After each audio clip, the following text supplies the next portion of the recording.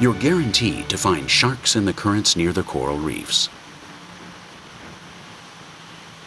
There are various spots in Palau where you can indulge in drift diving and watch them. The most famous is the Blue Corner. This entails specialized diving. You have to be well prepared if you go drift diving, and an advanced diving certification is required.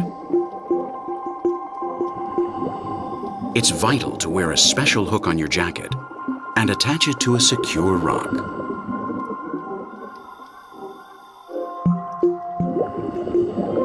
Once we are hooked up, we let ourselves go and stare at the blue depths. We're at a depth of 20 meters.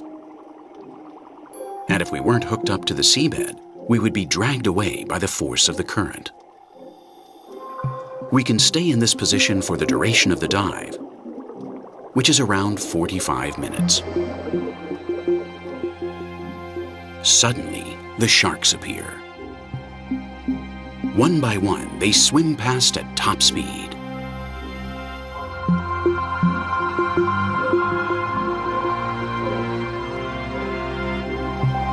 This is a veritable procession.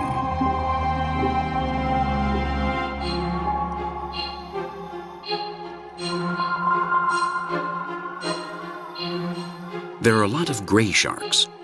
They swim right up to us. Their bodies are mainly gray, although part of the underbelly is white.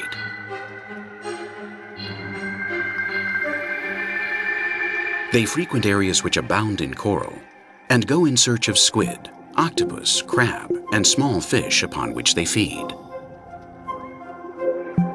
Apart from the gray sharks, there are plenty of white-tip sharks. The tips of their fins are white, hence the name. You have to be constantly on guard at the Blue Corner because the currents can alter in a matter of seconds. Even so, the experience is most exhilarating. This Napoleon fish doesn't need a hook because it's able to swim against the current. It accompanied us during the dive as if it were a pet.